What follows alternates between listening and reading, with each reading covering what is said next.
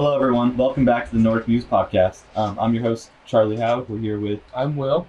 And now we are joined by two very special guests. Can you guys introduce yourself? I'm Sarah Kingsley. I'm Kayla Tran. Joined from our very own Scandia yearbook. So can you guys just first kind of explain what Scandia is and what your roles are in Scandia? You want to? Scandia, we make the yearbook, and we've done lip dub and film lip dub. I'm Kayla. I'm the co-editor-in-chief of Jackie Jones, and I plan. And then I'm the one of the layout managers, whatever, editors that edits the spreads. How does it go? And you guys are both seniors, right? Yeah. Yes. So how many years have you been involved in the yearbook? This is my third year now. It's my 4th year. How do you sort of join Scandia as a freshman? Is it like an application process before? Yeah, you have to fill out a Google form, and I found out about it because of my brother. So I was forced into yearbook. Yeah, so that's it. It's the same application for everyone else, but... And is it the same thing where it's only sophomores are allowed, or do you guys also have freshmen? We have freshmen, it's just a lot pickier because we don't trust the freshmen and we don't have enough information on them, so we usually don't accept anybody. What about you? How I got it? Yeah. What made you want to join? Well, I actually had class with Jackie, and I knew Kayla from freshman year, and I would hear them talking about yearbook, and that just kind of convinced me to join. But it's funny because I would only ever hear them complaining about yearbook, and I guess just wanted to join because it still seemed fun. I know you talked about a lot of the complaining. I think that anyone who goes to Inglemoor might be a little bit familiar with the Scandia talk and the late night talk and all of that. Can you just both of you guys give a few words to describe what the dynamic is like in Scandia? I would say it's fun, but if you force a bunch of kids in a room together and make them talk to each other and work on something, it's just all the little things come out and every single thing just gets on your nerves. So you just kind of start to hate each other, but at the end of the day, it's like a family. Kind of love each other, I guess. It's definitely very family dynamic, I would say. Like it kind of starts off like the beginning of the year is very awkward with getting to know the new members, knowing new members, trying to get to know everyone, and then it can be very irritating. But then also like in the end, like we love each other.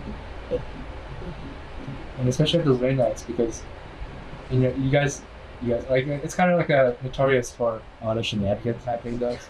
And I think compared to like Nordic late nights, I think we're like a lot more hunkered down and like time stressed for our issues, and then like, we just feel like stories about you guys want to talk about it?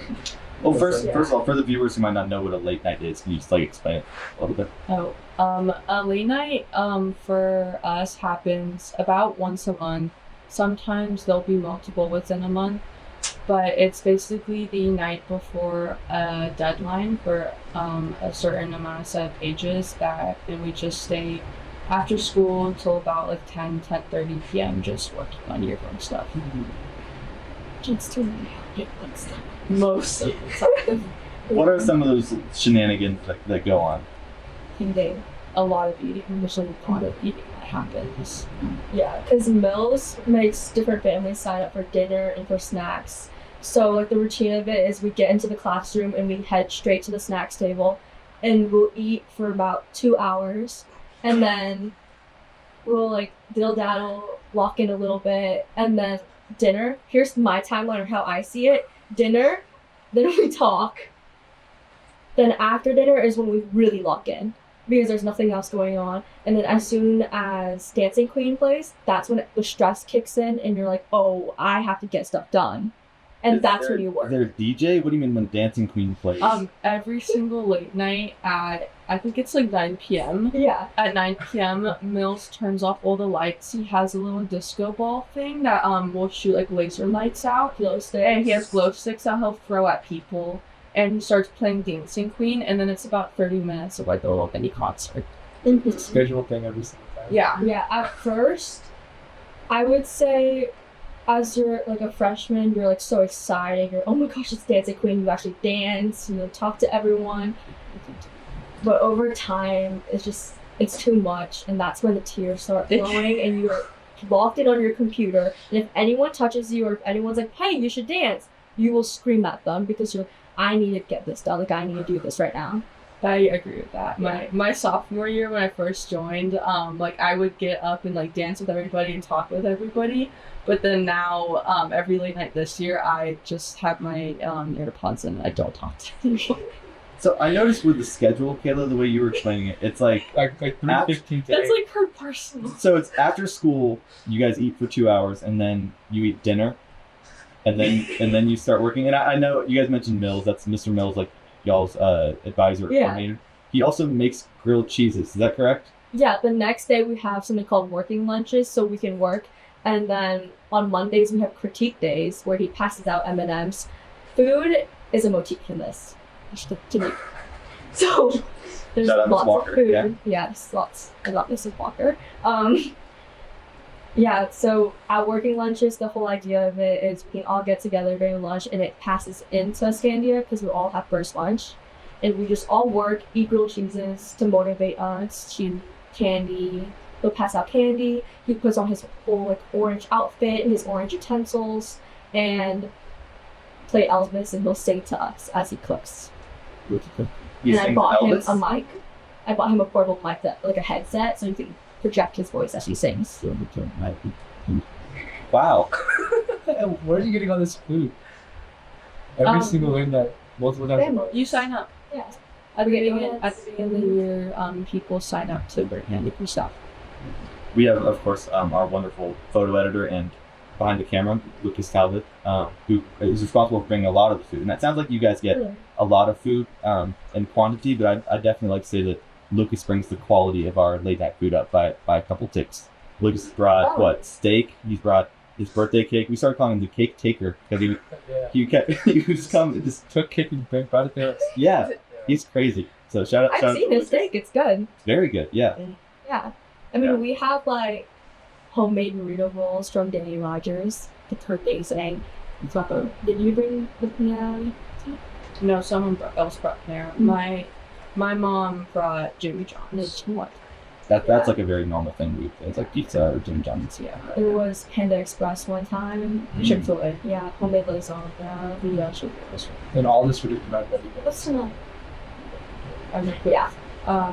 Costco mac and cheese ones. Even with that enormous budget, you guys don't have Scandia to have some money for this food. No, Because we I'm have, like a private chef at this point. we have other things to spend our money on.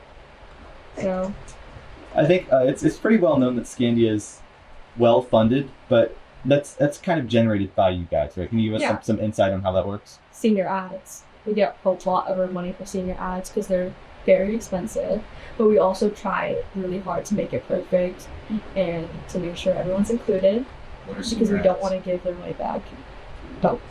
Senior ads are basically parts on pages that seniors can buy during their like graduating year, and families submit photos and like a message to put on the page. And it's just like almost like a little commemorating their child. Yeah. I find it very interesting how, of course, with Nordic we have a lot of cameras and all camera equipment that we use.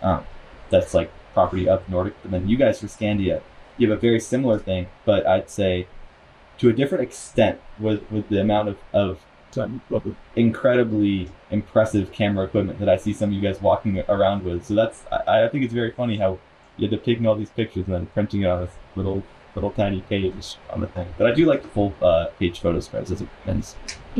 I love them full food. But with like the money, like you mentioned, we always I'm very big at photography, so I told Mills like we should definitely set aside a large portion of the money and have one like be spent on cameras and equipment, because the higher quality cameras, I would say it's easier to learn how to use it, and people are more motivated because they see the photos and they're like, oh, this is pretty good, I'm gonna keep going. And if they use like a DSLR, it's not as easy to learn. Yep. So they're not as motivated. I think we've definitely dealt with that. Yeah. That's a bit of a Nordic problem is our camera quality, but what works. Yeah. Right? Because we didn't have mirrorless until last year, and the move configuration. You have all mirrorless? No. We only have We're working three. on it. We currently only have 3 yearbooks. Yeah. If you guys want to give us any, like we could take some too. Yeah. Okay. Oh, Okay. Well, other than cameras, what do you guys spend money on? I think a large portion of the money goes to just publishing the book. Yeah, Cool. publishing, spending money on JEA and all of those conventions, because I know Mills really wants us to get involved, and he doesn't want money to be like part of why we can't be involved. Yeah. So he really makes sure to like we're included. Yeah, a big part. Just like also like opening opportunities for people who might not be able to pay the full price for that, and so giving us all the opportunity to go to these conventions and compete in competitions. How many yearbooks on average, or just like a rough number, do you guys end up selling every year? Is that like? I don't think I've ever seen the number. Oh, okay. I thought you were saying it was like private information. I was like, No, what? it's not No, private. I just don't I think either of us have ever seen. No, I know we sell a lot. We always buy like extras for overstock, and in case you want to buy data, we always keep a bunch. I think was it last year we're almost sold out, like pre-made overstock.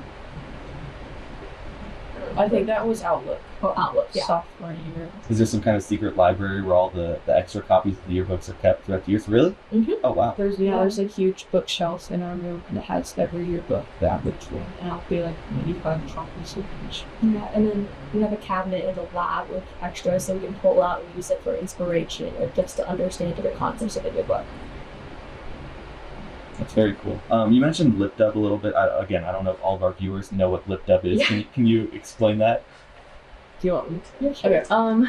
LipDub it's a school-wide music video that is put on in June towards the end of the school year, and we have people audition to be dubbers, and they basically lip sync to parts of songs. Yeah, it's like a music video for the whole school to get us together.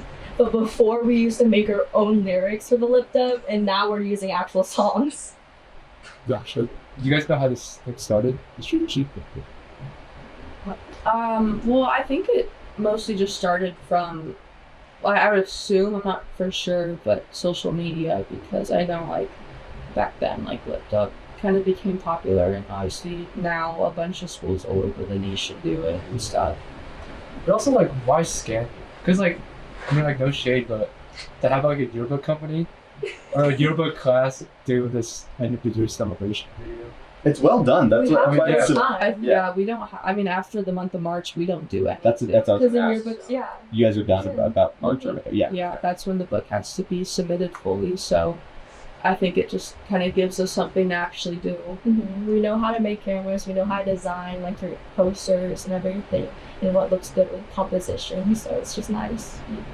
You mentioned how they used to do sort of covers of songs in the past. Yeah. What if in the future you tried to get some people who are making their own music and then they can perform to their own music? Is this an Alex Chase plug? Alex, is that he's doing a concert, right? Yeah. Yeah, February 2nd. Yeah, that'd be very interesting.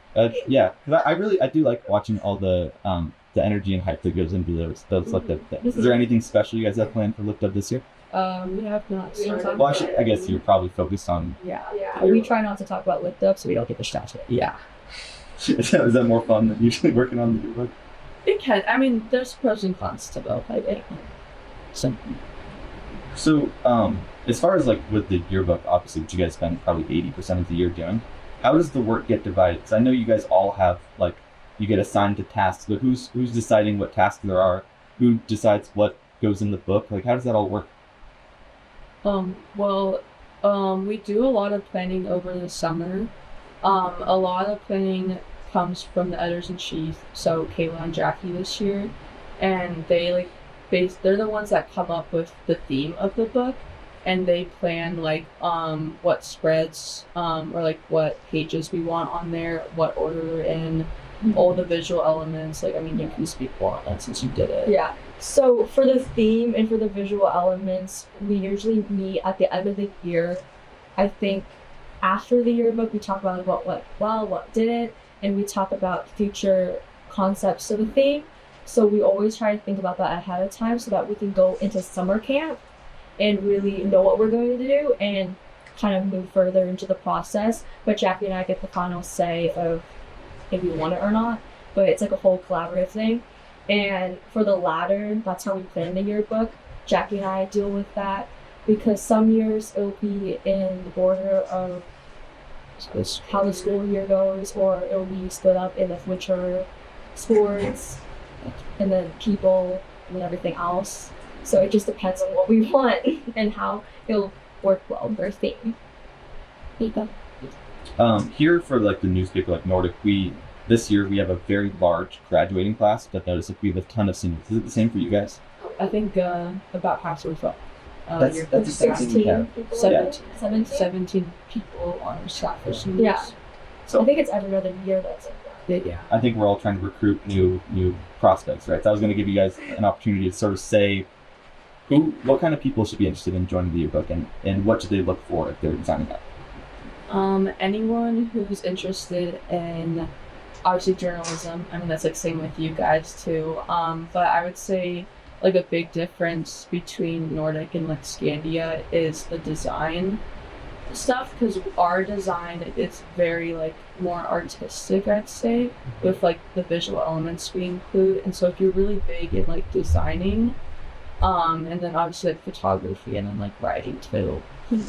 That's a lot of good things. It's very cookie cutter with what you can design and what you can't, because it has to fit with the theme and the visual elements we provide you. You can't, because I know Nordic, you just do whatever you think fits it, but we can't do that. It has to fit the entire book. And we work on the book the entire year, so if you decide you want something to be added in, you can't really, unless you go back into the book and add that throughout. And that theme stays a secret, right? Yes. So we don't get to know until the yearbook comes out? No. But you guys all know? Yeah. Does We everyone have to on sign- staff knows? Yeah. Oh, yeah. I guess. Just like Oh, yeah. On a Google form, when you apply, it's like, can you comply to these You have to sign a things? contract. Yeah. I actually clicked that I couldn't, so technically I could tell people. Because I said, it was like, can you keep a secret? I said no. Because That's true. Yeah. I saw the emojis and I clicked the wrong emoji. Oh. So yeah. I think you guys do a pretty good job keeping the secret. Like, I know plenty of people on the staff, and I would say even last year when we were at JEA, like the National Convention together, I spent a lot of time with you guys, and no one said a peep, which kind of frustrated me. But You actually wanted to know? I mean, I wasn't like begging anyone. Yeah. But I was like, I think I asked Diego, and he was like, no, and I asked you, and you were like, no, we're not allowed to tell anyone yet. Wait, Diego didn't tell you? No, I mean, I just asked. I know I didn't know. Really? Yeah. I mean, I just asked him like, Diego likes to share a lot, so that I mean it's kind of maybe I'll ask him this. I mean, there's always Easter eggs, or I'm also just really indecisive. So when it comes to my schoolwork and doing projects, I'll always use concepts of the yearbook and put it into my schoolwork because I can't come up with things on my own. So like my slideshows in the past, I'll like add stuff in that correlates with the yearbook. So my slideshows look like a little mini yearbook. And then our hoodies, when we get our hoodies, the colors and the fonts are yearbook related. Sure. Yeah. wait, do you guys have your hoodies for this year yet? no, they're not. We're gonna have something like that. Yeah, I think we should be getting ours soon. I imagine. But I think going back a bit, you guys mentioned your summer camps.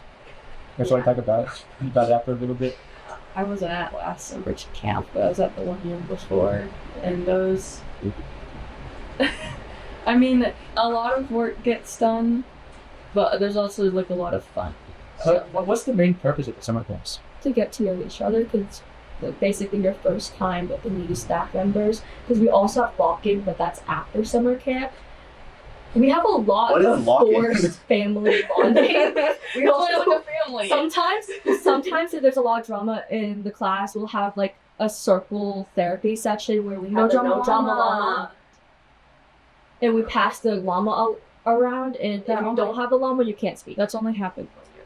Yeah, but it's like, I know in years. Oh, actually, first we talked a lot about the theme. yeah, What goes into deciding that theme? Who has input in that? Is it just the co-editors, No. the mills, everyone? everyone. Okay. We come up with things. Well, yeah, at the end of the year, usually after we kind of, what Kayla mentioned earlier about like we go over like, oh, what went well, what didn't go well. There's also a period of time where we, as a class, like start listing themes. And so Mills will just have a document, and you can shout out anything, and it will go on the list. And there's been a few times that there's been some crazy themes thrown out there, because we'll do it for like a block period. So we're there for like an hour. Yeah. It's like an hour and a half. We're just in a circle. Well, because if we don't like it, we're stuck with it for the entire year. Yeah, so we just keep going. And it has to correlate to what happens like in 2025, 2024. Well, we need to think ahead. Yeah, As we try to make it. Yeah. You have to try to predict the I know. future. Some of them are really weird, like the brain rot. And we do this during lock-in as well. Oh, yeah. So it's 3 a.m. in the morning. We're all tired and we're all blurting out different ideas for the features and for the theme. It's insane. I think one year was the year I dislocated my kneecap. And that was a theme. Going on. There was a theme one year where it was just have the cover of the yearbook be Elvis, but specifically me posing On a table. on a table as And Elvis. that one wasn't selected. No. I think that was one of the first ones out. Yeah. Really? Unfortunately. At summer camp, we'll revisit the list and we'll just start cutting them out. We'll say no, yes, no. Yeah. Mhm. And if you hear one yes, you have to keep it on because you have to be nice to clear wine. Yeah. Hey, backing up even more, the lock-in, you guys are staying till 3 a.m. No, lock-in, we stay all overnight. night. It's just scanning. It's locked It's in. from- Locked in because the alarm goes off. We actually set the alarm off, and this guy had to come in and was like, "Oh, so this is why the alarm went off." It was The scary. alarm? Yeah, There's an time alarm. There's an alarm that is in the school. So after I think like 11 p.m. or something, if any of the doors get open and the alarm goes off. So that's how we're locked in. trapped in. Yeah, Oh, that's yeah. why it's called locked in. That's why it's called Oh, locked in, God. because you're actually Yeah. locked in. What if like you make the elite?